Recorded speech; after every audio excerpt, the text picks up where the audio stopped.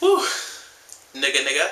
It's funny how niggas try to get involved in your business, but for some reason, they don't want to help you out in the end.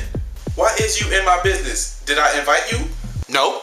Did I say it was okay for you to do that? No. So if I'm having an A-B conversation, you need to see your way out before D jumps over E and F's you up. And then niggas want to spread rumors like that's cool. Nigga, no. That ain't cool at all. And then the rumors are he say, she say. Don't even come to me with he say, she say, because I'm not gonna believe you even if it's true. So before you jump in somebody else's business, please be aware of the consequences, because you never know what you're getting yourself in, because niggas think it's a joke. Tell me in the comments if I'm right or not, because niggas nowadays don't have no common sense and they think these streets is a game. So I suggest you tighten up.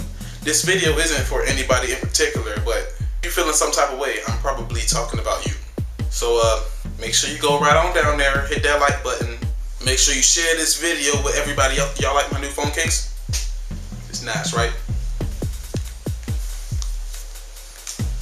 And I guess that's really it. So stay out of people's business and everything will be okay. Okay. Peace out. Oh.